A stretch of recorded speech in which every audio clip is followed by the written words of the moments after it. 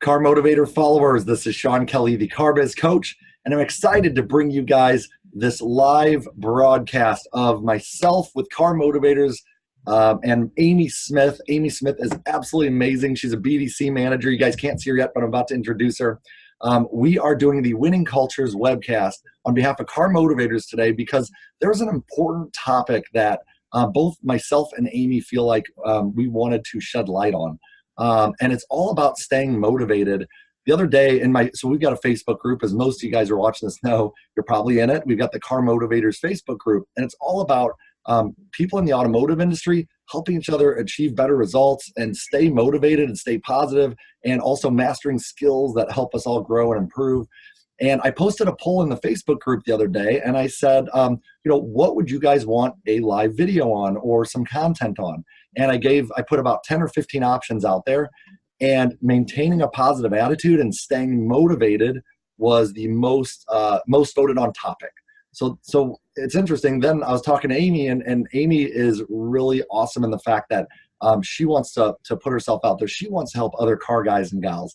And I gave her a list of topics, and I said, what would you want to, what value would you want to bring to the Car Motivator followers? And Aimee, where do you think you could help them most? And she's like, I want to help them with so we gave her the list, and she said, I want to help them with motivation. And I was like, well, that's perfect, because that's what everyone in the group asked for anyway. And I think it's so important this time of year because, weather does get colder. Business can feel like it slows down. So keeping our minds right through the slower months, what can be the slower months, I think is really important. So I was excited that Aimee picked that topic. So let me tell you a little bit. I'm going to introduce you to Aimee now. And Aimee is a BDC manager at Borcherding. I've known her for just over a year. She is an amazing, amazing individual. She has grown so much since I met her, and she's going to share that with you. Aimee, go ahead and make an introduction. Tell us a little bit about yourself and your dealership. Yeah, so I work at it's Borcherding Buick GMC. We're right outside of Cincinnati. I started 4 years ago, so I've only been in the industry 4 years. Didn't have any experience prior to it. When I started, I actually started through a temp agency. It was supposed to be a temporary stuffing envelopes, the direct mailers, stuff like that. Went to receptionist for like a week. Then went to the service side, doing the BDC service, setting appointments, things like that. Went into sales shortly after that, probably about 6 months later maybe. And then from there, stayed in sales until about 3 months ago, I guess. Went to service, was approached by our GM and our service manager to oversee Service BDC and the vehicle exchange, coordinating that kind of a program. And here I am. That's awesome, Aimee. Thank you for sharing your background. And Yeah. What do you love most about the car business? Probably most is it's always changing. It's always different. It's not the same even day to day. It's constantly evolving into something else, right? So, just from when I started 4 years ago, everything's completely different. How people buy cars, how people get their cars serviced when they prefer to service them.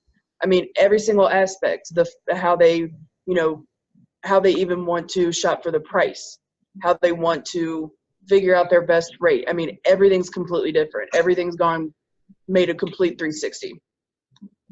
Awesome. Yeah, it's great. Trying to keep up with an ever-changing business it's challenging, and it's exciting, and it's fun. And there's never a dull moment. Sometimes the monotony of a lot of industries and careers, that would drive me crazy. Oh, absolutely.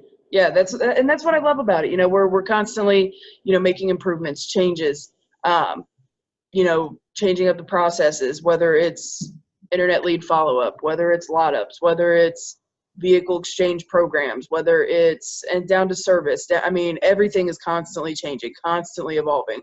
And that's what I like about it. It's not redundant. It's not, it's not the same thing every single day. It's, things will change and very, very quickly, and they do. Yeah. And there's a saying we had in the Army, as you know, I was in the special ops. Spent 2 years in combat. It's adapt and overcome. You just constantly have to adapt. So now you picked the topic today. I gave you a list of like 10 different things that I know you're really good at. And I know there's a lot more than that. But you picked motivating and keeping a positive attitude, motivating yourself, motivating others.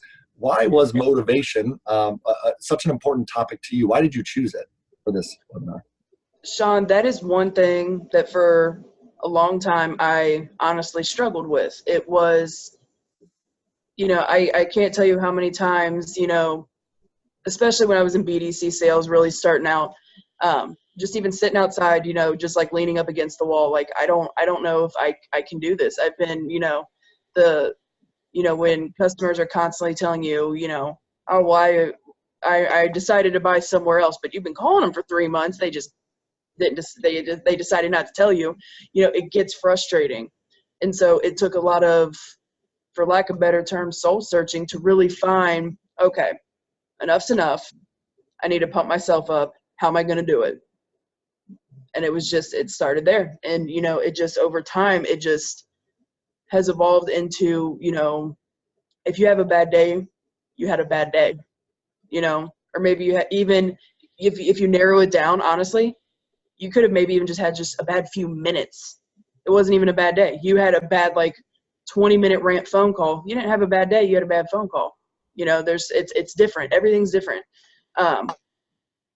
But yeah, it took a lot to actually get to that point. And it's still constant, when business seems like it's slow.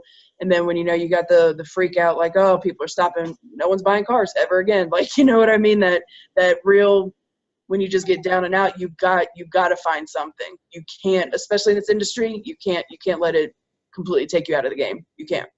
So what I'm hearing is that your motivation level has gone from here to here, and you feel like you've kind of focused on mastering that, and it's still a challenge, just like because you're human, right? But you've learned to take your own motivation to a higher level, and you've seen benefits from it, and as a result, you want to share that with the Car Motivator followers. Absolutely, yeah. I mean, what benefits have you seen from it, Aimee? I actually did get a promotion, which I, didn't think would happen. Not because of, anybody here. It was just, I didn't honestly just have the confidence in myself, that I could push further. But I got to the point where, okay, enough's enough. I've mastered this. All right, what else do you guys want me to do? I do that. I master that.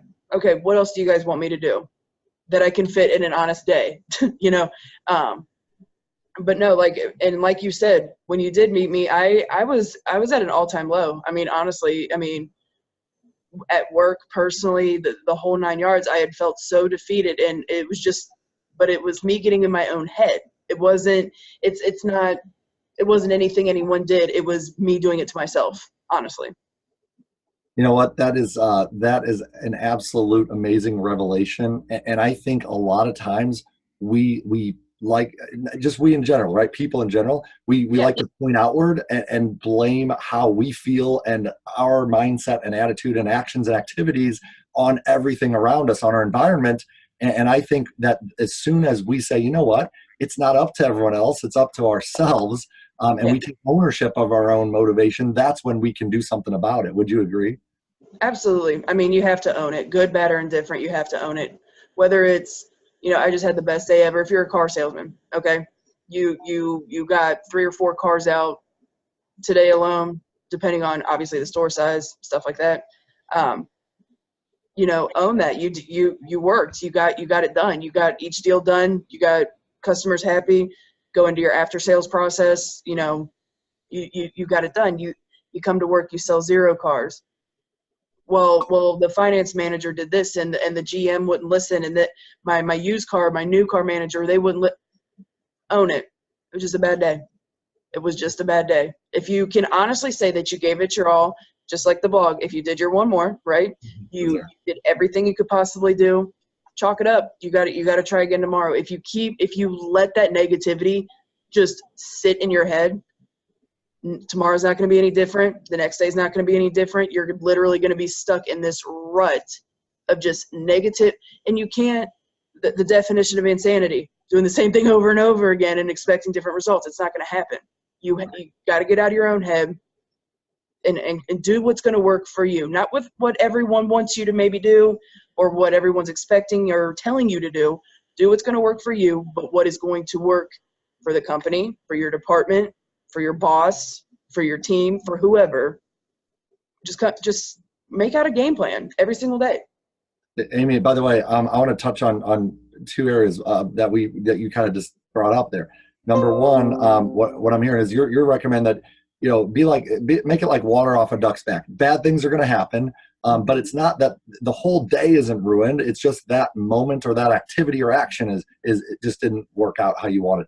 And I think it's so important in sales. We all need to realize that the majority of the time, you are going to fail.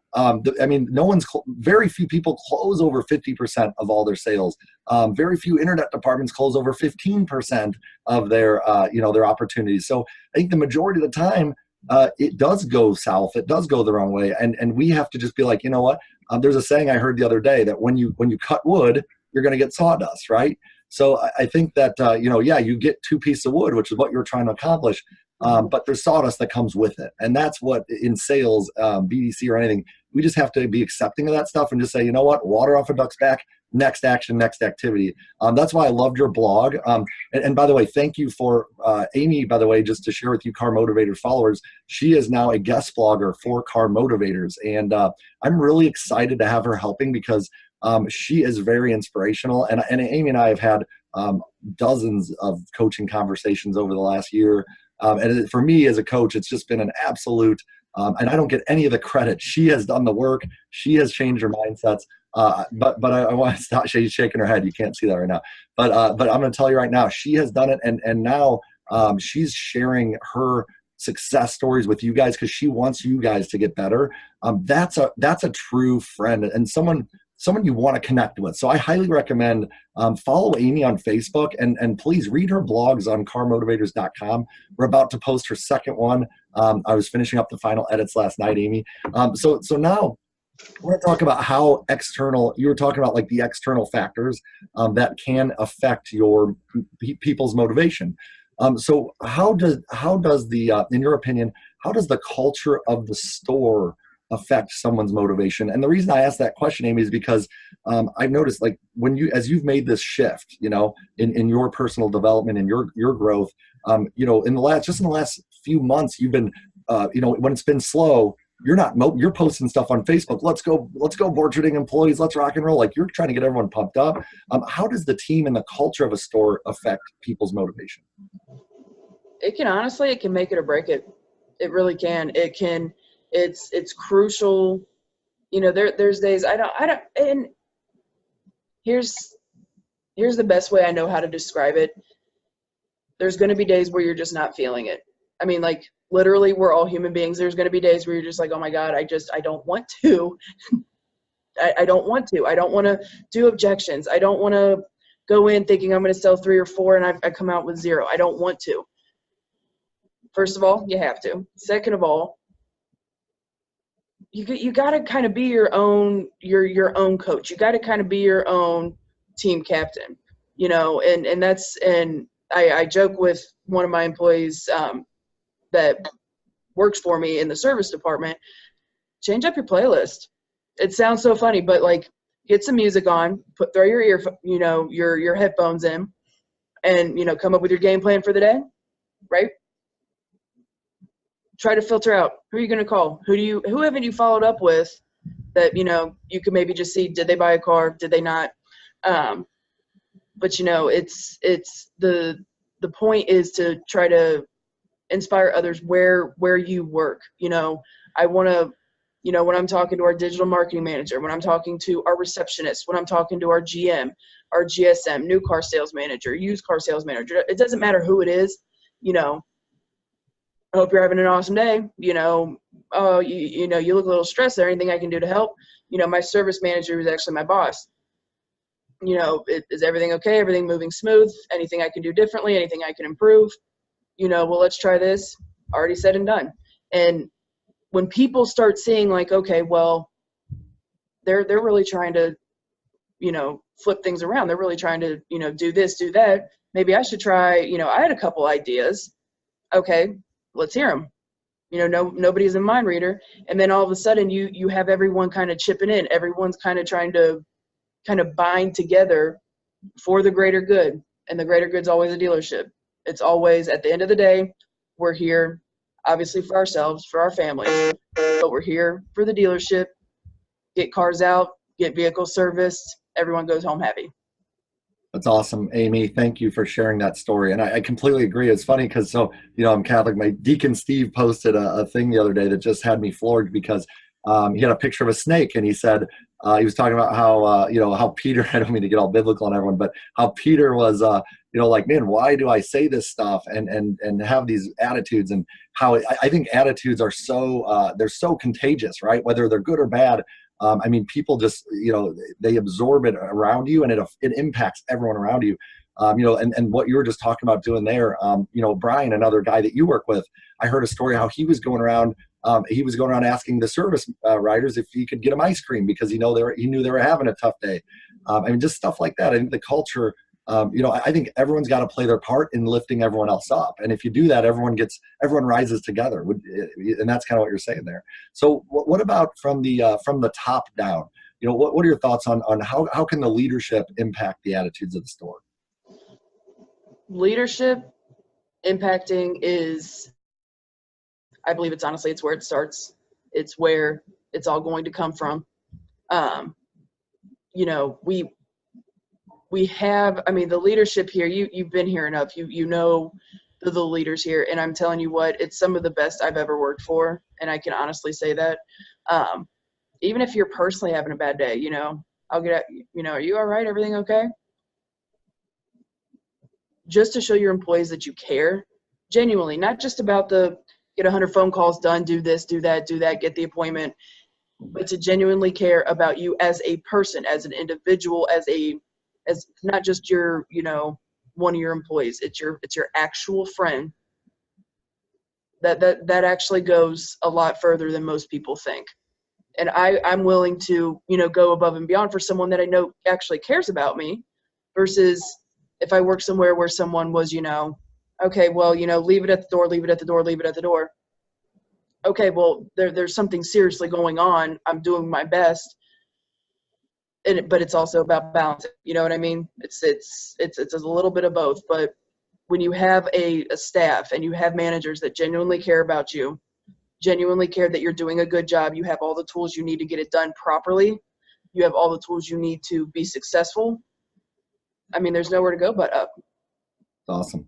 I completely agree. And one thing I admire about the leadership at your store, everyone from the GM to the GSM, I as you know, I coach all these guys, but so I have intimate, coaching conversations with them about their personnel and their challenges, and they genuinely do care about the people at the store. And when someone isn't performing, it's not a browbeat session. It's not a beat down and they're sitting down and it's a conversation about like, hey, what do we need to do to help you? What are your challenges? And they've become, legitimate coaches, and the family culture and that the caring, that's been there before I started working with you guys. So I love that you have acknowledged that at your dealership, because that's a big feather in the cap of the leadership, and you personify that as a leader now at that dealership. So I know when others are challenged, you try to lift them up, and that's awesome. Now what about coaching, right? How can coaching affect people's motivation levels and attitude? How has having that one-on-one, whether it's from your management or from Car Motivators or myself, share with these guys how that, and I'm on a mission to bring coaching to the car business. And in order to do that, it's so important that people understand the difference between training and coaching, and how it can impact people's careers and their results and their lives. So would you share some of that?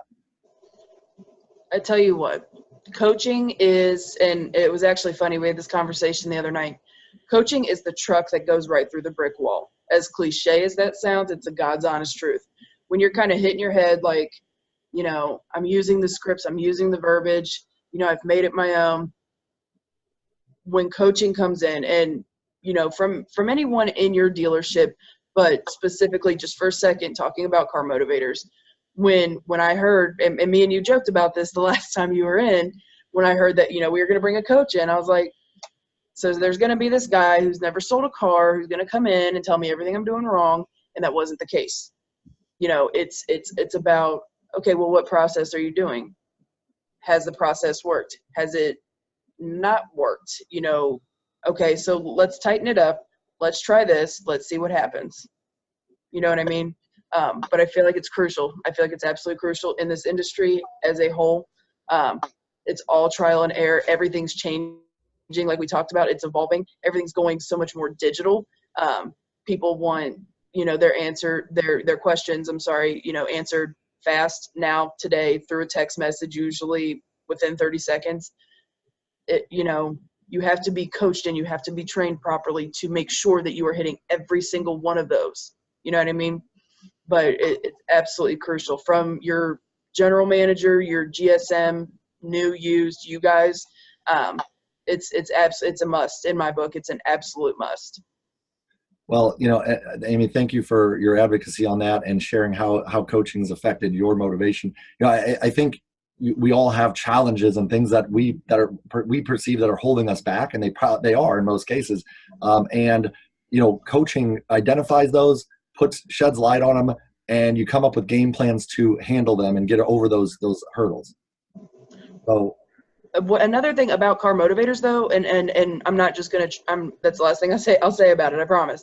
But when you have outside eyes looking through all the data, looking through all of processes that we have in place at any dealership, it doesn't matter who it is, down to what CRM you're using, what tools.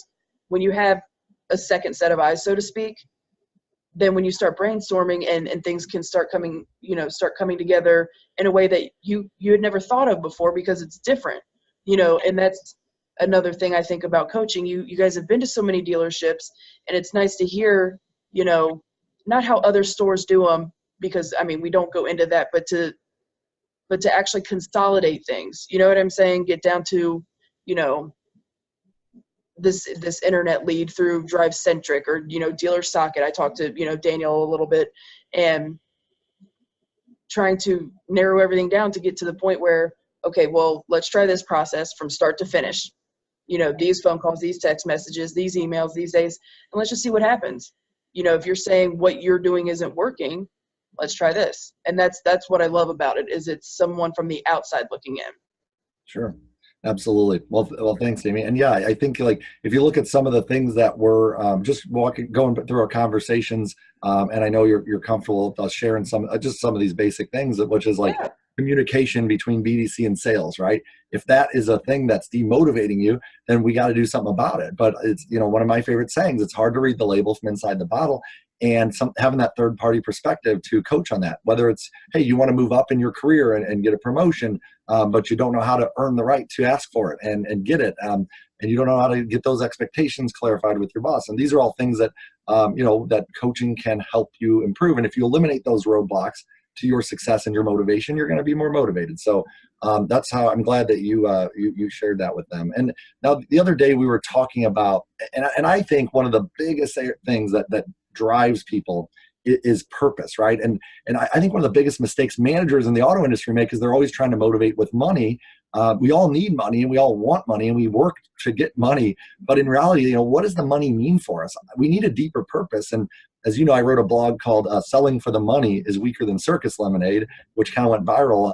So check that blog out, guys, if you get a chance. It's interesting because if you think that money is what people work for, then you're missing a big opportunity to motivate people. So you and I were talking about purpose, right? And how people need to uncover it. So share with us what is your purpose now in the auto industry, and how has identifying that, how is that driving you? There's a few different aspects of it, honestly. As you know, there's a few projects that I've been working on. Obviously the blogging's been one of them. But the auto industry as a whole,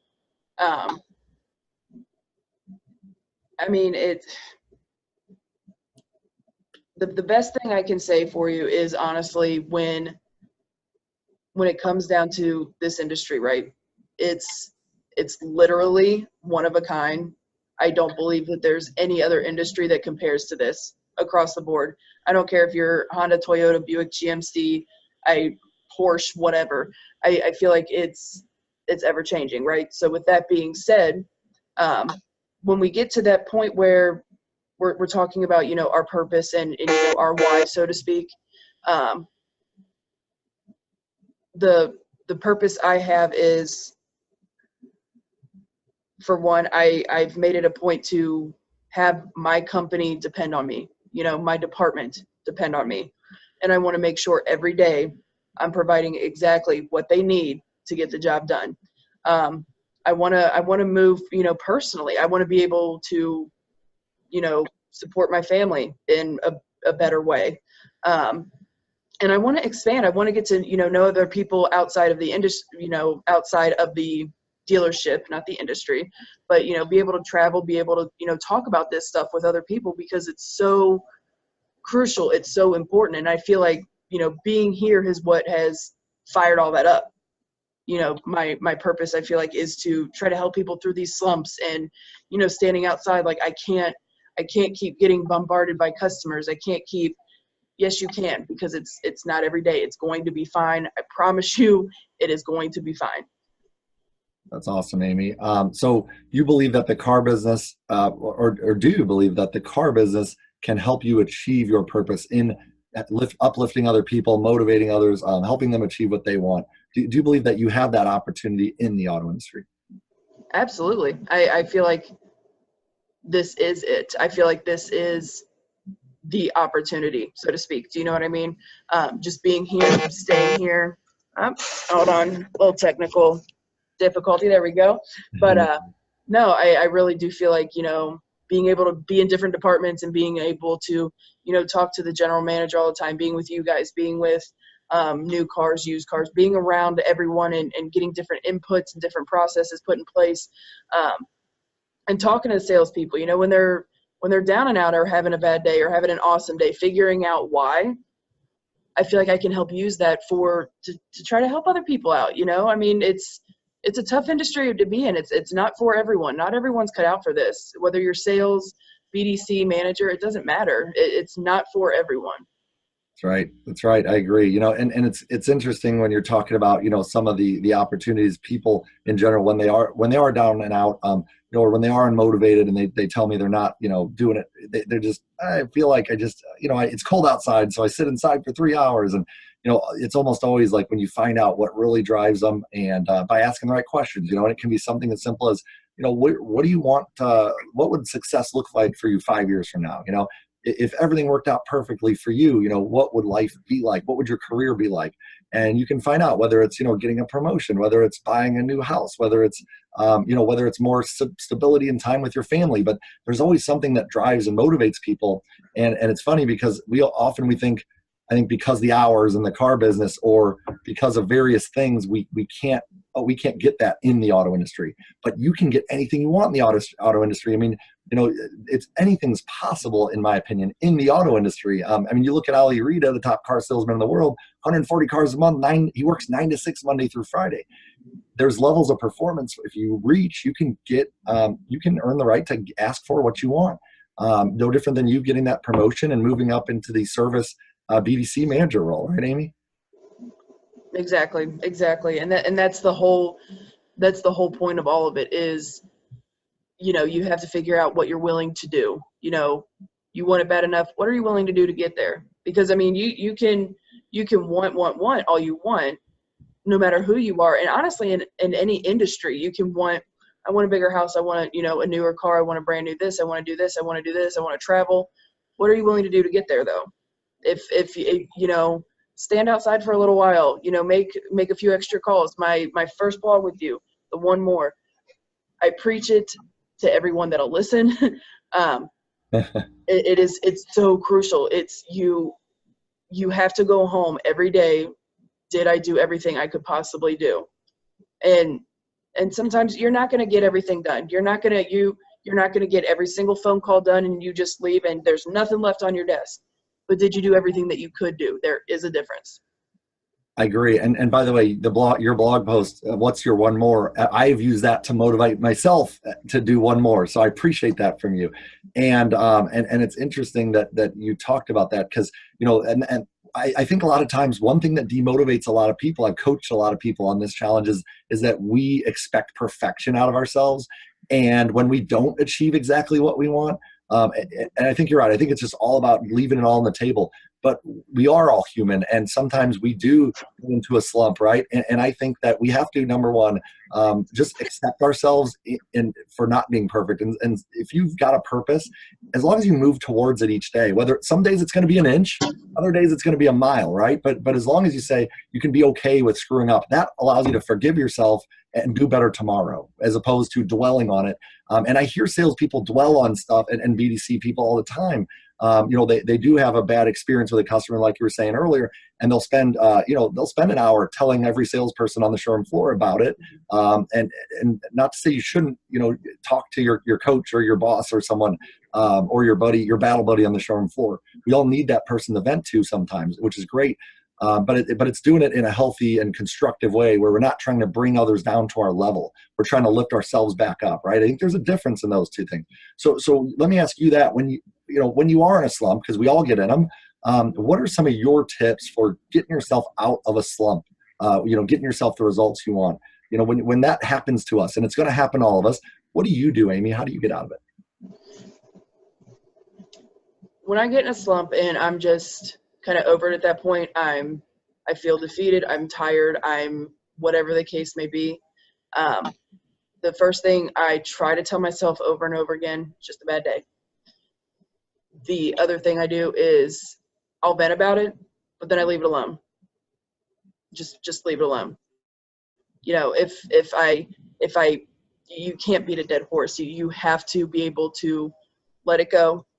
It happened, whatever it was, even if it's just a certain time. We're in November, where we know that, more than likely sales are not going to be at the top, but at the same point though, it's going to be fine. You have to have that faith, and just realize that, just try to do something to get yourself out of it. You have to, back to what I was saying, you have to be your own team captain or your own coach to a certain extent.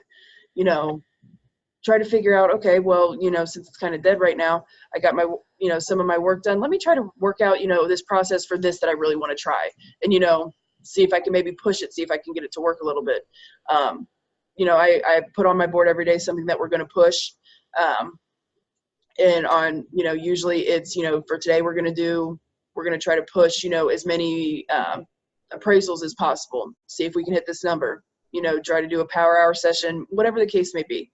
But when you're down and out and you're just kind of in a slump and things aren't quite where, you want them to be, and you kind of hit that plateau, you got to dig. That's when it's go time. You got to dig, and you got to find out whatever it is, figure out whatever it is, but talk to your coach, use your management team, and say, look, this is what's going on, help me. And you can't be opposed to, learning new things, learning new techniques, it's ever changing. You have to be willing to step outside of the comfort zone, right? Exactly. I mean, you have to step out, you have to, be willing to do literally whatever it takes.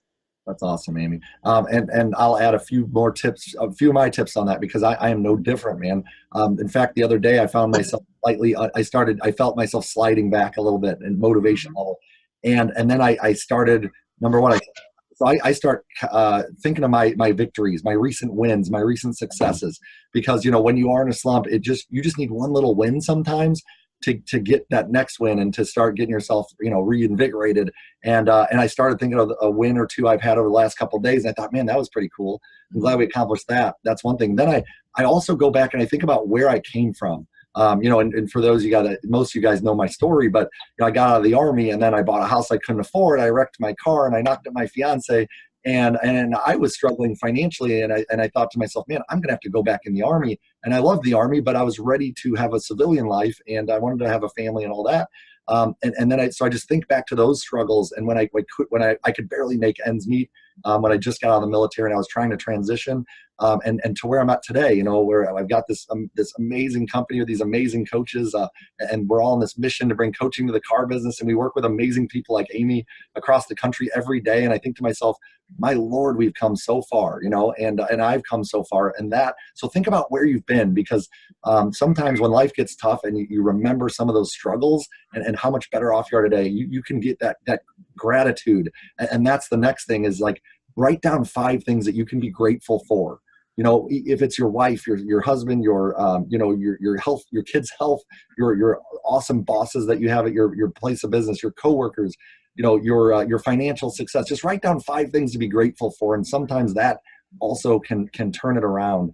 And just so those are, and again, remembering that purpose. Sometimes when I start to get unmotivated, I'm like, what am I trying to accomplish, right? And I'm thinking, have I fulfilled my purpose? Have I impacted the leadership landscape of the automotive industry by turning as many managers into coaches as possible? No, I haven't. Well, guess what? I got work to do. It's time to get to work, right? So those are some of my tips to you guys. And Aimee, what do you think about those tips? The crucial. I mean, you're spot on. When you think about where you've come from, especially, and I'm not going to go too far into it. When I started here at this dealership, we had just moved, probably, I think it was a month and a half, before I started at the dealership. I remember moving, and neither of us were working at the time. We had no furniture. We had literally nothing. And I remember sitting on my living room floor, and I remember just saying, now what? Just out loud, like, okay. I mean, I didn't have a car. I didn't have anything. I didn't have a cell phone. And back in August, I finally got to take my family on vacation for the first time. So when I think about stuff like that, I'm like, okay, I'm in the right place. I'm doing the right thing. I'm going in the right direction. But I mean, thinking back to when, power was cut off, food was limited. I mean, it was rough, and it was the darkest time of my entire life. And that's why I owe this place everything, this industry. I feel like everything. So yeah, I'm putting 100% in it because it got me here. You know what I mean? Aimee, your gratitude for your dealership literally gave me goosebumps just there. That was absolutely amazing. And that's exactly how I feel about car dealers in general. It's like, yes, they're it's about selling cars and profit, and it's a business, right? But it is just it's an opportunity for just so many people. And that's why I love it's so rewarding for me to work with people like you and spend my time with people like you who really care about that opportunity and the people. And that's why, I'm just so glad you're with me fighting this battle to try to help, change the culture, make winning cultures at dealerships across the country. So Aimee, I'm going to ask you for your best tip, any other tips that would be valuable for the Car Motivator followers and fans. And then I will, after that, I will take over and wrap up the webinar here, the Winning Cultures webinar. Not a webinar, sorry, webcast. So Aimee, what is your last best piece of advice for the Car Motivator viewers? And thank you so much for being on here. But what's your last biggest tip for attitude and motivation? It's absolutely my pleasure, Sean. I was so excited when you texted me and asked me, if I wanted to be a guest on it. The biggest piece of advice that I could ever offer anyone, for one, it's going to be okay. It's going to be fine. And to have faith in just what you do, have that confidence in yourself. You got hired, you know what you're doing, use it. And if you need help, you have to ask. I mean, and it's a lot of stuff that can sound redundant, and it's a lot of stuff that's, preached in those, sales meetings, but at the same time, it's the God's honest truth. Have the faith in yourself.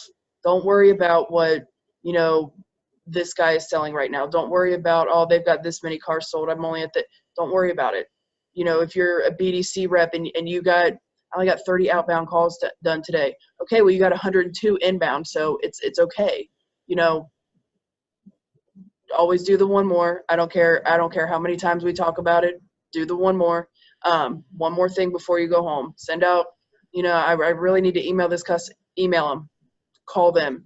I really want to talk to my manager before I leave about this. Go talk to them. Call them and say, I need 5 minutes of your time uninterrupted. When are you free? but just have the confidence, have the faith. It's going to be okay. I promise you, if it was okay for me, it's going to be okay. Awesome. Aimee, it's been an absolute honor having you on here, and it's always a pleasure communicating with you. You're just an inspiration for all of us, and that's number one. Number two, I just want to again say thank you to Borcherding for being just an amazing loyal dealer partner of Car Motivators. I'm really excited. I'm coming to the Christmas party next month, right? Yes, that's going to be so exciting. Cincinnati Zoo, here we come. That's right, man. I'm bringing the wife and the kids, and we're literally driving to Cincinnati to hang out with my Borcherding family up there. And by the way, if you're in the Cincinnati area, Aimee, I'm sure you're going to share this with your network. I would also, share this with the rest of your, the rest of your dealership, share it with their network. And I'll tell you why. Because guys, if you're watching this and you live in the Cincinnati area, there's probably no better dealership to buy a car from than the people there, the employees there truly care about their customers' experience. They go the extra mile. I saw when I was there the other day, I watched this guy named Mike Breeze. He literally ran out into the pouring down rain to get a customer who wasn't even buying cars from him, car out of service for her. And she was just getting an oil change, and he unbelievable service, and they really care about their people. They follow through. They do what they say they're going to do, and they're transparent and honest. The management team goes the extra mile for the employees, and that trickles down, I think, to the customers. So if you're in Cincinnati, go to Borcherding Buick GMC and get a car. Do yourself a favor. That's number one. So again, Aimee, thank you. And for the Car Motivator followers, thank you for viewing this Winning Cultures webcast. I just want to share with you guys that I will be, and again, I'm Sean Kelley, the Car Biz Coach, CEO of Car Motivators. I will be speaking December 3rd in Long Island, New York. Okay. And I'm speaking for automotive dealers and vendors, and the presentation is called Incoming, How to Survive the Barrage of Digital Purchasing in the Auto Industry. I think if you're a salesperson, if you're a manager, just like Aimee Smith said in this webcast, that change is constant in our industry, and it comes fast and it comes at you hard. And if you don't do it, if you don't adapt and overcome, then you can die. So I've got a very scary war story to share with you guys in my combat experience in Iraq, where we were under indirect mortar fire, and how those experiences remind me of what's going on in the auto industry today, and how if we don't adapt as leaders, if we don't change the way we lead our people, and as salespeople and employees, BDC people, if we don't change the way that we work with our customers, we are going to drive our customers to purchasing digitally, and they won't want to work with people anymore. So that is my presentation and I'm going to share some facts and hard data and some real things that are going on that I see at dealers across the country. So if you're looking at automotivegamechanger.com, you can get your tickets there. There's limited seating available, and they're almost sold out. So if you want to come to that, it's in Long Island, New York. It's being put on by El Patron. El Patron, as you know, is the president of New York for the Next Sale app. So Car Motivators is also a partner with Next Sale, and I'm the president of Next Sale in Missouri. So we are going, that's one of the reasons that I'm speaking at this conference. So I'm really looking forward to that, Aimee. And Aimee, thank you again, Aimee. Do you want to say bye to the Car Motivator followers real quick? Yes, I appreciate it, you guys. I appreciate all the hits I got on the first blog. I never got to, I put it on Facebook, but I really do want to appreciate, show my appreciation. Sean, as always, I mean, you're the best. I don't care what anyone says. Your company, by far the best out there. You guys are just hands down some of the nicest, most, just the friendliest people that I've worked with, and it's been more helpful than you could probably know. Thank you, Aimee. I appreciate that. And we are coaches. To be a coach, number one, you have to be very good at the auto industry. Number two, for Car Motivators. Number two, you have to care about the people in the auto industry. Number three, you have to be able to you have to be willing to put them first and make it all about them. That's something that we do differently, as you know. So, guys, this is Sean Kelley, the Car Biz Coach, CEO of Car Motivators, thanking you for following our Winning Cultures webcast. Hopefully you got a ton of value out of this, and this will propel your motivation and your attitude for the rest of the fall and winter season. And just like Aimee said, it's going to be okay. All right, my friends, this is Sean Kelley, the Car Biz Coach, signing out.